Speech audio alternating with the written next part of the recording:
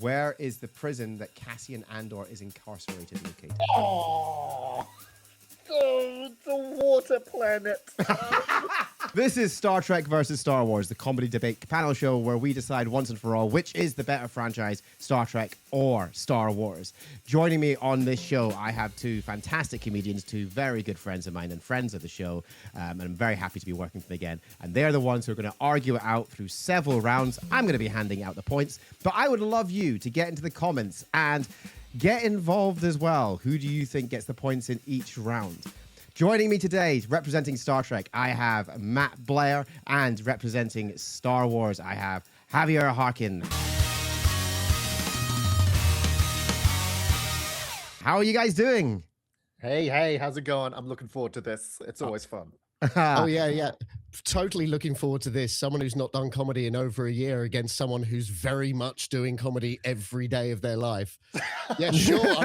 I'm really looking forward to this, guys. Yeah. This The is gonna jokes go are all well for aside me. here. This is serious stuff. Jokes don't work in this show. This is all very, very serious. So yeah, Matt, you do comedy when we occasionally get together to record. We get to podcast. Yeah. I get to write the odd little. How long has it been since our last episode? Oh, over a month. It's over That's a pretty month. good, guys. It's lovely to have you guys back on the show. I am very much looking forward to it. I've been very much looking forward to this one as well. But in any good debate, what we need at the very beginning is we need to hear their reasons for why they love their franchise. Why do they think theirs is better than the others? So we're going to start off with opening arguments. And we're going to start with you, Matt. Here we go. So, yes, I'm fighting for Star Trek. Let me just go on a bit about Star Wars. Star Wars exists in a galaxy far, far away, and it's a fantasy for children. It is the epitome of pew pew pew, vroom, vroom, vroom, vroom, vroom. Look after my kids. I've got to get some housework done. That's what Star Wars is. That is what Star Wars is. Star Trek is for all ages. It is for grown-ups as well as the kids. Star Wars is for children and children only. And when Star Wars tries to be grown up, like Andor and things like that, there are 24 episodes of Andor, and about 3 of those episodes, something of note happened.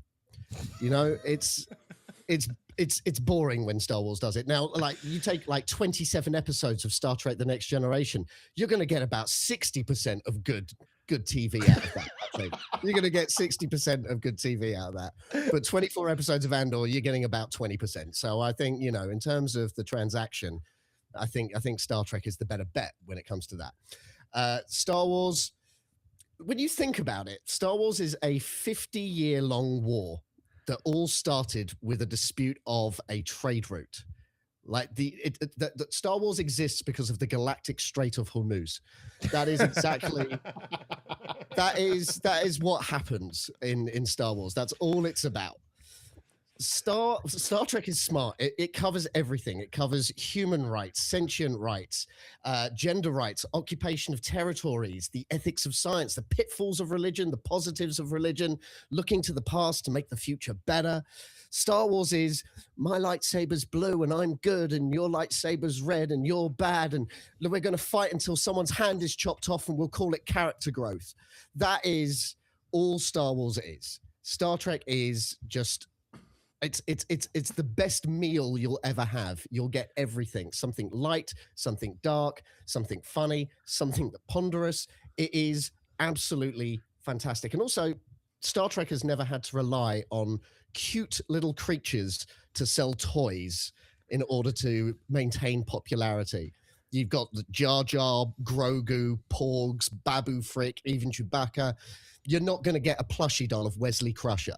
So let's just say that Star Wars is and it's a fine product for children. Star Trek is a wonderful, wonderful thing. Okay. You were not pulling your punches with that one there. Also, I've done this before. I know. I know. I also want to point out, as soon as you said doesn't rely on cute little toys, you know, I've got a couple of Tribbles back on those shelves. So what I love though is your the Strait of Hormuz. That was a beautiful. Well done. Well done. Thank you. I'm tempted just to give points straight away for that, but we do have to hear what Hav has to say. But straight away, I'm already picturing the Emperor going, "We're building a Death Star. It's going to be the greatest Death Star, greater than any." They're eating the tauntauns. They're eating. Who else is going to pay for it? Let's hear the Star Wars side. Hav, over to you. Look, this really isn't up for debate at all. And I'm so happy that Matt, representing Star Trek, who are supposed to be like representing the utopia and like diplomacy rules all, who spent most of his argument bagging the other franchise rather than to finding good points in his own one. But that's fair. I know you've got a very scorched earth to pick from there. Really having to go at the Star Wars merch, and I'm guessing it's because the Picard plushies aren't flying off the shelves. Look, Star Wars is just a classic story. It boils down to good versus evil. It's the hero's journey. It's not giving into the temptation of darkness. It makes it timeless. Whereas Star Trek's amusing gizmos and technobabble will eventually be surpassed, like dial-up. The only difference being that dial-up is a more pleasant sound on the ear. Now, you mentioned Star Wars is for kids, or is it for kids inside all of us, right? The child inside there that needs to have all this, right? Look, aside from being an amazing story, and I could go on for that all the time, right? Yes, let's forget I said child inside all of us. I refer you back to my Emperor Palpatine Trump impression. Aside from getting an amazing story, you get, hands down, the coolest spaceship in movie history, the Millennium Falcon, the most iconic villain in movie history, Darth Vader, the most iconic line from movie history, also from Darth Vader, the coolest weapon in movie history, the lightsaber, whereas Trek has phasers? Oh, awesome. Set phasers for... Look, you want more? John Williams wrote the score. So you get the most iconic piece of music in movie history, the main theme, the Imperial March, the Duel of the Fates, and more. Star Wars theme genuinely gives people chills when they hear it. The Star Trek theme gives people the desire to enter cryosleep. All right? Star Wars is the full package. Star Trek is a package from Temu. Thank you very much. Oh, that was a line. That was a line. You see, Matt, this is someone who does comedy regularly versus us. I'm aware. Someone who is on a comedy stage, not necessarily performing comedy. It's amazing. It's amazing. It's amazing what comes out in the edit. Lots of fake laughs from YouTube. People don't know. They don't know. Yeah, exactly. Not gonna lie, that was tough. That was a tough one to choose from, because I've got the line alone. The Strait of Hormuz line alone is next level and phenomenal. But I'm not judging it on jokes. I can't do it purely on jokes. It's got to be done on what was said. And in this case, I'm gonna have to go for the iconography. Hav is right. I think, when you look at the weaponry, characters, and the music, I think Star Wars just edges it. So, we're gonna give the first point there to Star Wars. Well done, Hav. Well, I'm not happy about it. Okay, so it is 1 point to Star Wars. But don't worry, there is still plenty of time for Star Trek to pull. It's only 1 point. It's literally 1 point, okay? What could possibly go wrong? But we're going to move into our first round, which is our first official debate of the show. And this is a pretty open one, so you're going to get a chance to put out your case. You'll have a chance to have a bit of a rebuttal as well. So it's going to be a bit of a back and forth in here. The question is, which is the better universe to live in? We'll go with Star Wars first of all. Let's hear it. Look, Rick, I'm about to destroy your structure here because you've put forward that there's going to be a debate and rebuttal. I am happy to give this one to Star Trek. Which universe is... Look, honestly, hear me out. Which universe is better to live in? Are you shitting me? It's Star Trek. Of course. Have you seen how goddamn cushy that place is? Oh my God. Oh, are you hungry? We've got a machine that will make you anything you want. Oh, are you bored? We've got a simulator that'll take you anywhere you want to go. You want to have peace? Well, we had a peace meeting and we got it. Look, you don't want to live in the Star Wars universe. It's a dangerous place where the Empire rules supreme, life is cheap, and a guy will try to murder you in a cantina because you looked at him the wrong way and his face looks like he's been stomped on by an at. Look, I'm happy to give this one to Star Trek. All right? any self-respecting Star Wars fan would go, no, my universe is way too badass to say it's the best one to live in. All right? Really. Best one to live in is Star Trek. But which one do you think produces the best stories? The cool universe where everyone can get whatever they want, whenever they want? Or the one where people are under an iron fist of oppression, but there is rebellion in the air? Take your cushy Star Trek. Star Wars has more important things to worry about. Okay. Let's see. I love. We're gonna do this. We're gonna do this because I'm sure Matt has things to say. Go on, Matt. Let's hear from the Star Trek side. Yeah, I mean, it's easy. It is. It's a utopian future where money no longer exists. You work to better yourself as a person and society. You can wake up one day as a bridge officer and then the next day go, sod it, I want to be a dancer. You know, it's a really lovely sort of. There's no risk of not being able to pay your rent because there is no rent. You don't have to go hungry because you've just got a machine that makes you food whenever you want. And you know what? I don't want to be on Earth anymore. I'm just going to go and live on Risa for a bit, which is, you know, it's a pleasure planet. It's basically Planet OnlyFans. It's fantastic. You don't need a subscription either. There's no money. It's fantastic. But the main thing, I've got like lots of things, but Harvard's kind of gone there for me. But one thing that I'd actually, the difference in like the Star Trek and Star Wars here in the better universe is holograms more than anything else. It's holograms, because anytime I've watched someone use a hologram in Star Wars, it is so glitchy. It's like watching Netflix on dial-up. It's like watching Star Wars on Disney Plus. It's that glitchy. That's what it's like. We could compare it to Paramount Plus, but no one has that. This is true. I mean, I do, but you know, we can. We found it. We found it. The one person. But yeah, with the holograms, you can eat the hologram, you can drink the hologram, you can sleep in a holographic room in a holographic bed, and yes, you can have sex with a hologram. It's way better than letting a Wookiee win a game of holographic chess. It's just holograms is the best thing about the Star Trek universe, I think, in terms of a fun place to live. You don't have to watch a movie, you get to be in the movie, and it's basically like being in a video game, but you actually play the video game. It's a great place to live. Except for every time the safety protocols fail. Yeah, well, that's only on a ship when you're near a nebula that's having a bit of a moment. That's really, that's the only time that's going to happen. That's the only time it's going to happen. But I can't deny Star Trek does have its periods of war. It does, like the Star Trek universe. But a lot of the time, it's fairly quick, and it usually makes a bit more sense than the galactic trade route we mentioned earlier. Star Wars is constantly at war. And then you defeat the Empire, but then it's just replaced by the First Order, which is basically like conservatives defecting to reform. That's you've got Nigel Palpatine in charge. And I would just say that I don't want to live in a place where everything just stays the same. Like Star Trek, you can go somewhere else and it's still good, but just it will never be as bad as Star Wars. It'll never be as bad as, oh my God, we're constantly, any planet you go to, it's under control of the Empire. You can leave the Federation space if you want. Have I just made you guys argue which is better to live in, the US or Europe?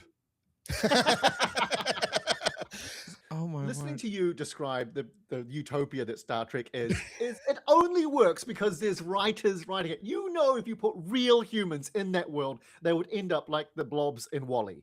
Yeah. You know that's what would happen. Oh, yeah. You said to them, you can have 100%. anything you want. You can have sex with your hologram while you eat anything you want. No one is signing up for military service. No. Well, some people are. This will get the comment section going.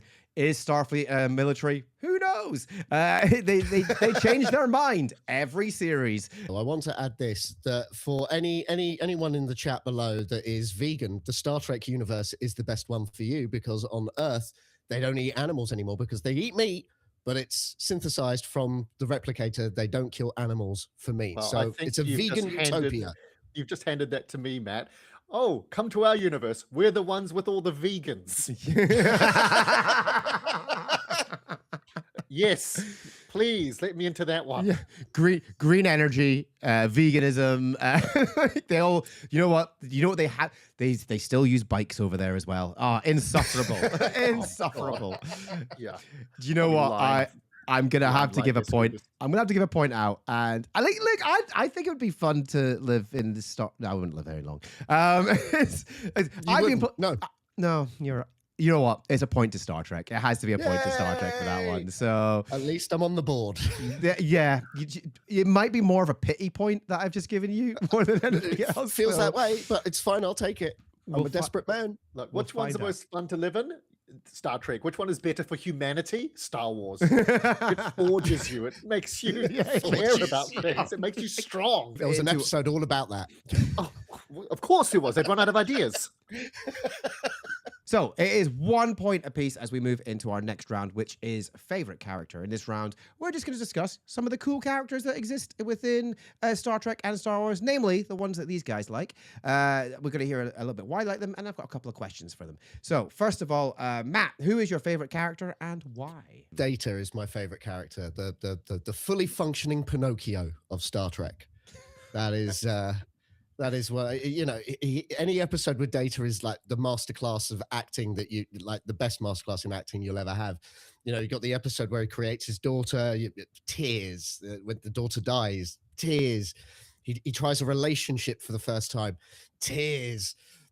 When Picard has to argue for his rights, it's tears, and then he has sex with Tasha Yar, and her eyes probably watered a bit, but like. But it was sorry, I shouldn't laugh at my own thing, but that made me laugh when I wrote it down. But he will make you laugh. Brent Spiner is like, he's played many characters, all sort of variations of Data or Data's creator, but like Data himself he will make you laugh. And he's one of, I'm not saying he's the original, because it's not original. He's, as I said, it's like Pinocchio, an android who wants to be human, but the portrayal of Data in that concept has never been bettered by anything. Okay, we got Data. Strong one. Strong. Okay, let's hear it from you. First of all, Matt, I love that Data is your favorite character because you really do now sound like someone that's got a relationship with their AI companion. They are a real person. Stop calling them that. Oh, I feel seen. And I don't know if I like it. My favorite, look, first off, there's so many great characters to pick up in Star Wars. My favorite is Obi-Wan, because Obi-Wan is the ultimate, yeah, I'll do it guy.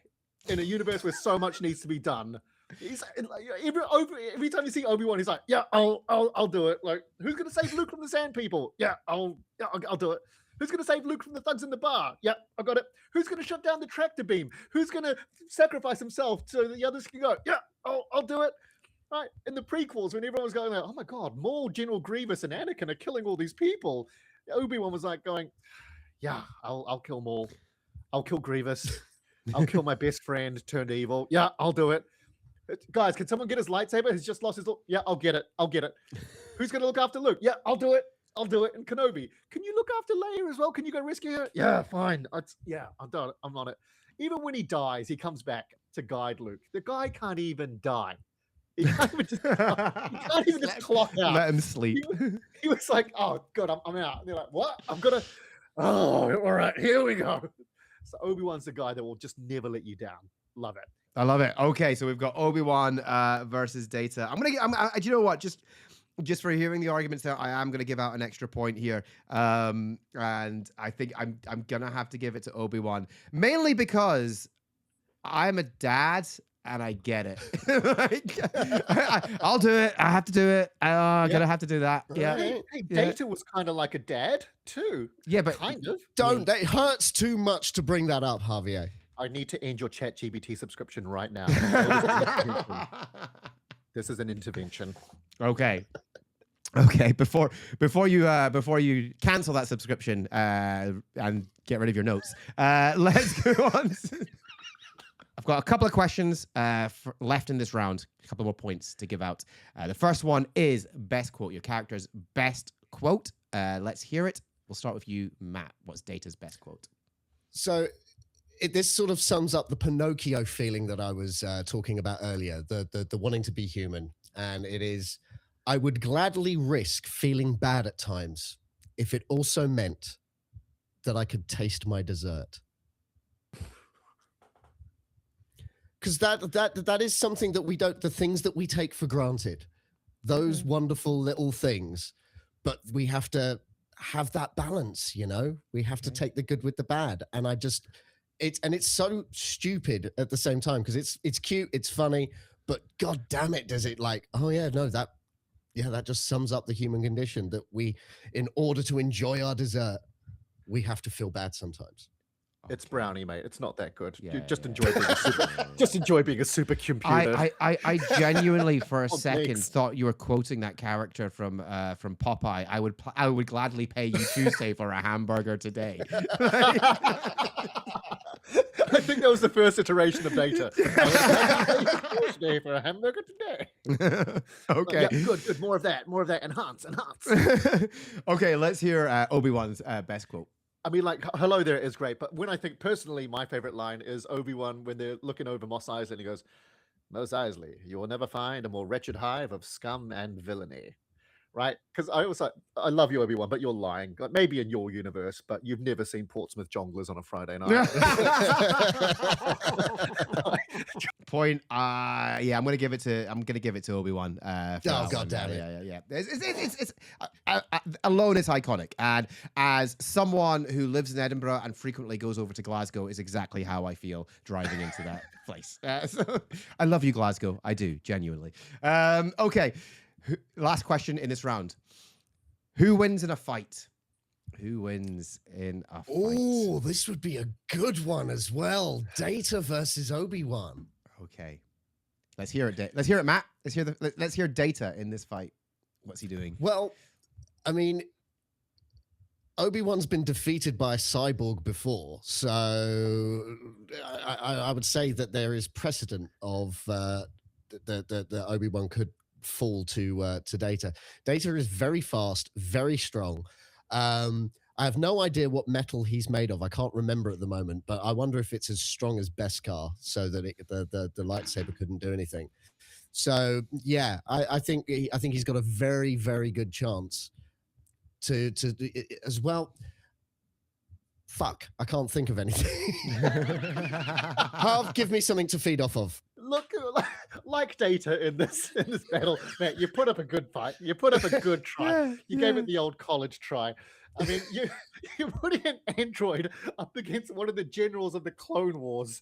Do you know how many robots Obi-Wan has slain before breakfast? Right? Like, he's killed his best friend. He does not care about Data, right? Data would be there going, but I haven't tried dessert. Yeah, but then he just comes back as Law or as before. So like, there seems to be an infinite amount of Datas. So it's you know, so Obi-Wan's There were an just infinite amount of battle droids and stormtroopers. I can't believe you would compare Data to a battle droid. How dare you? How dare you? I know. The battle droids have more charisma.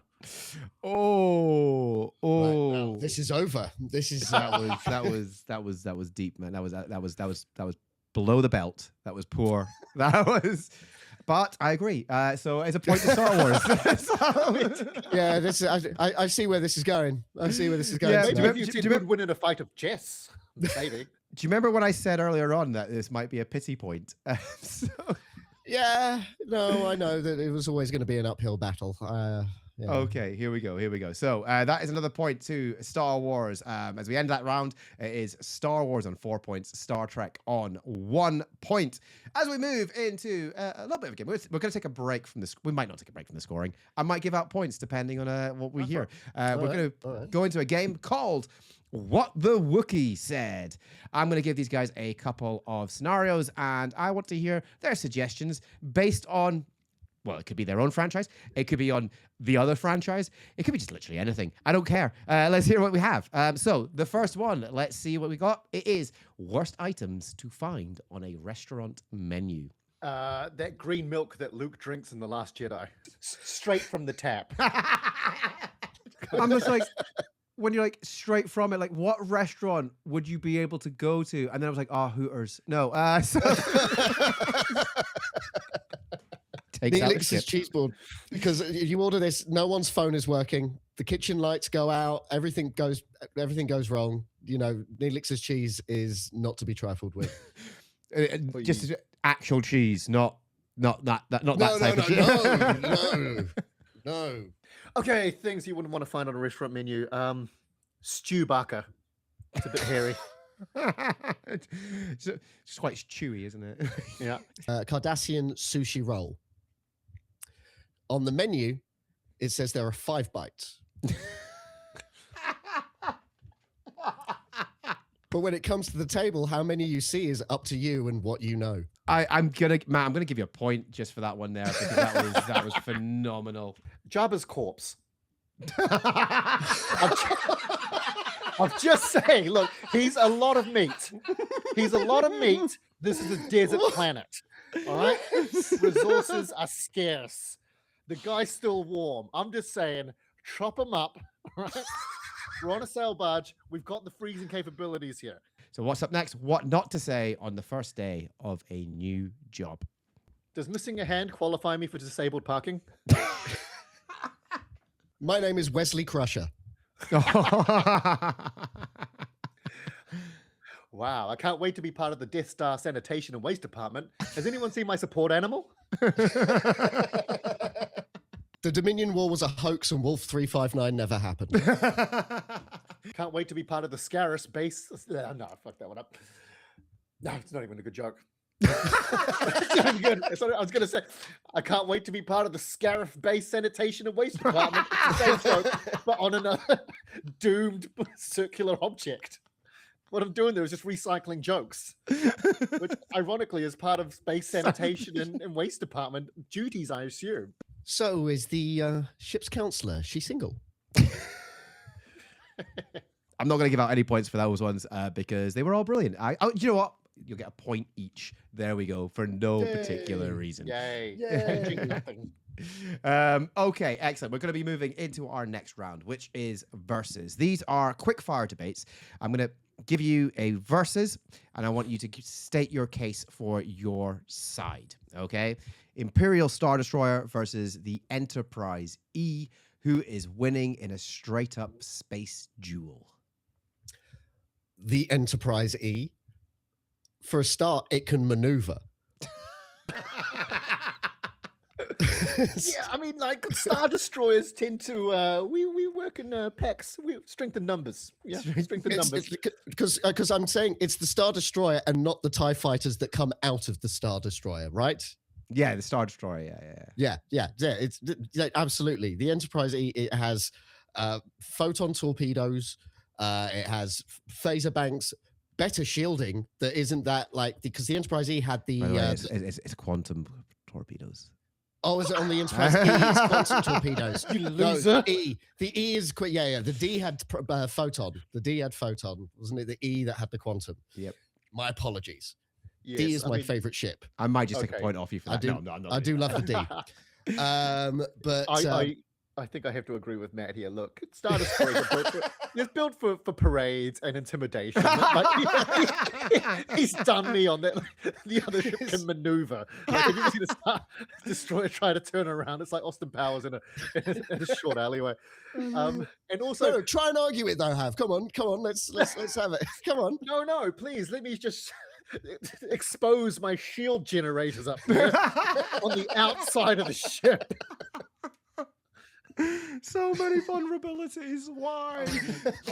And you can just fly into the hangar as well. Like fly into the hangar. Hey, fly into the bridge. Do a little kamikaze for yourself there. Did Galen Erso design everything to do with the Empire? I don't know. Whoever designed them did not make them designed to be last for more than one movie. Brilliant. And then I made it to the end. Matt, you get a point. There we go. The Enterprise E. Oh, yes, your hero's ship versus our villain's ship. Plot armor. Okay, here we go. Next one. The Hutts versus the Ferengi. Who's running the better casino? Well, what are they serving? Are they serving Hutts? I would say the decor, like at Quarks, for instance, like the waitresses and the waiters and the general, like no one's going to be dropped down a trapdoor into a Rancor cave.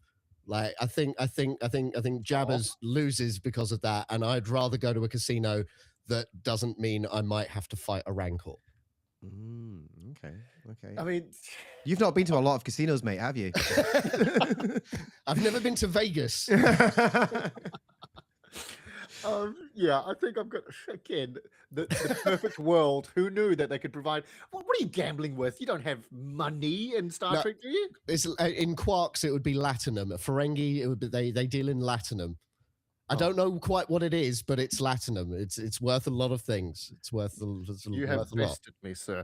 Look, like just going off the decor that Jabba chooses to have in his own palace, where no one has ever heard of a broom. Like, the casino is going to be better on Star Trek. It is. Unless, hey, do you like the same song again and again? The entertainment, however, like. Jabba just heard a song and he was like, I like that, play it again. And against their will, probably, they were like, let's play it for the 23rd time. Here we go. Oh my God, Jabba's got ADHD. You know what? Once again, just another point there to Star Trek. So there we go. I mean, look, they get made R2-D2 a waiter, so clearly they'd run out of staff. The turnover is very high. It's true. Which means at the end of all of our main rounds, at the end of versus round, it's actually a draw. It's all to play for in our final round, which is ultimate Rick, knowledge. these are what these franchises are known for: gambling. In ultimate knowledge, you have 3 questions each. Okay, answer your question correct, you get a point. Answer your question incorrectly or pass, then the other person can attempt to answer the question for you and steal the point. Okay, so don't worry. You know, I've tried to start off relatively easy and then move up in difficulty. This is only going to show how much Matt has been sneaking away watching Star Wars under his covers. Yeah, He knows the answers to the questions I can't get. Yeah, Matt, can you switch off ChatGPT? Have you ended your subscription? You're using a lesser model now. We're in love. Just leave it be. Okay. We'll start with Star Trek. Matt, question number 1. What is James Kirk's middle name? What is Tiberius? See, I told you. Even I knew that one. Start off nice and easy. Okay, so there you go. There's a point there for you, Matt. Okay.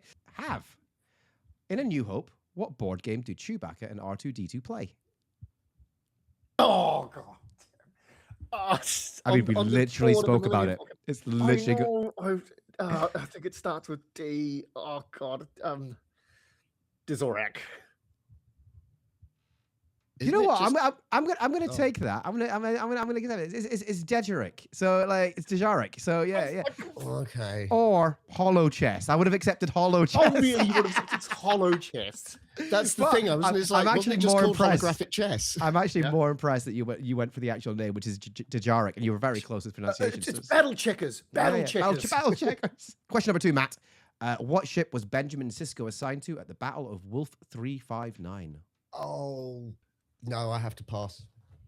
It's not going to happen. It's not going to job. It was an inside job anyway. It was an inside. It was all a hoax. It was a fake ship. It was a false flag. Any guess? You ain't got it, Matt. Give it to me.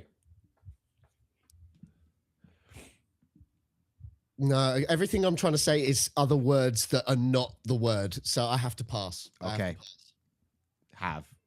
The one that can maneuver. I mean, if you watch the Battle of it doesn't maneuver. That's the problem. It is the USS Saratoga. So USS Saratoga. Yeah, I was never going to get that. Okay. Yeah. What crystals power lightsabers and the Death Star laser? Kyber.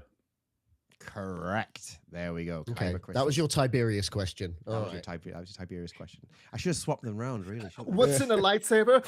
Rick, please. I know ultimate knowledge. Okay. Matt, who were the founding members of the Federation? Right. So we've got humans. Mm-hmm. We have Vulcans. I need all of them for Hufflepuff. the points, by the way, though. Oh, flipping heck. Like, obviously, if I can't ask you how many there are. So humans, Vulcans, Andorians, and I'm blanking on those pig-faced people. I mean, I'm just going to maybe say the three: Andorians, Vulcans, and humans. This is very bad for me. Close, but incorrect. Damn. Was I missing one? I mean, you know when you said earlier, I can't ask you how many. I would have gladly told you how many. Oh, right. Okay. Well, how many? How You many? really How many? Just didn't. 4. There are 4. So it's one more that I need. Yeah, There's but one half. more that I need. It's over to half now. Okay. have Do you to know who guess. they are? The Romulans. No. No, incorrect. No, It you're was incorrect. You're incorrect. humans, Vulcans, Andorians, and Tellarites. That's the- Tellarites. They're the Tellarites. pig-faced people. And Pig-faced people, yeah. They are the pig-faced people. I just Okay. blanked on Yes. their name. Okay, so no point What there. a lovely mutual respect you've had since the founding of the Federation to call them the pig-faced people. I mean- Have Yeah. your last question. Where is the prison that Cassian Andor is incarcerated located? Oh, it's a water planet. It's the one with all the water. No. And not that one with the water, the other one with the water. Oh, I know. I'm like, because just all I can think of is Camino now, and like, I don't know. I don't know. Andy Serkis's beach house. Andy Serkis's beach house. I don't think you would have one because you can't swim. So- Too soon. Matt, do you want to take a guess? I do know this. No. Narkina 5. Is correct. You've been sneaking away to watch Star Wars. Okay. So at the end of Ultimate Knowledge, it actually leaves us on 6 points apiece. It finished on a draw again. So we do have one more thing. We have a tiebreak question. Ooh, okay. question. Okay. Yeah. You ready? Same question to both of you. To the nearest hour, how many hours of movies, theatrical released movies, have been in your franchise? So theatrical releases. So obviously, Okay. Section 31 doesn't count for yourself, Matt, and Caravan of Courage doesn't count for your. The holiday special doesn't count for you. The whole thing. It should never. Okay. I'm trying to think about theatrical releases. Can I ask a question Mm-hmm. to clarify? Is the Clone Wars movie considered a theatrical release? I saw it in the cinema. Great. Okay. And let's just put one out for. I am going to say 28. 28. Okay. 28. Okay. Matt. I'm saying 26 and a half. Okay. Yeah. I'm going to 26. say 28. 16 of which were good. Okay. Okay. So, obviously, whoever gets closest to their answer is the winner. Okay. It's tie break. Okay. Star Wars. Okay. So 28 hours. There are 25 hours and 7 minutes of theatrical releases. So out by 3 hours. Star Trek. There are 25 hours and 17 minutes. So you were out by an hour. So you went for 26 minutes, 26 hours. So you were 26 hours. I mean, I was an hour and a half. I said 26 and a half. Okay, But- but you were an hour. Well, you know, an hour and like 13 minutes. So an hour and 13 minutes out. So that does actually mean at the very end there, unbelievably, Star Trek steals the win there. Oh my God. I think we should include the holiday special now. Folks, that was an epic end there. Well done. Down Good to a game, tiebreak. Javier. Good well game. done, guys. Well done. Where can the people who are watching this? What would you like to promote? Where they can follow you? Socials, everything like that. I mean, I'm on Twitch and nothing else these days. I don't do. I'm a hermit. So twitch.tv.mattblairuk. And I do a podcast with you, Mr. Yes, Rik Carranza. occasionally when The we can be bothered. the Geekatorium podcast. You can find that on YouTube and other podcasty places. But otherwise, after this, I'll be going into my cave, so it's going to be great. Amazing. Have. You can follow me on the socials at Javier Jarquin, comedian, all one word. You can go to my website, javierjarquin.com. And please do check out my comedy special on YouTube while you're on here anyway. It's called Difficult First Album. And if you watch it, I will get like 2p. You know what? I'm gonna put a link to it right up in the corner there as well. Amazing. So go click on that. Thank you so much for taking part, guys. I hope you enjoyed it, and I hope that you have enjoyed it as well. If you have enjoyed this video, go ahead and give it a like and subscribe to the channel, and you can go check out the other Star Trek versus Star Wars that we did last month with CJ from What Culture and Sean Ferrick from Trek Culture, so you can check that out right here as well. Thanks for watching, everybody. Catch you next time. Bye.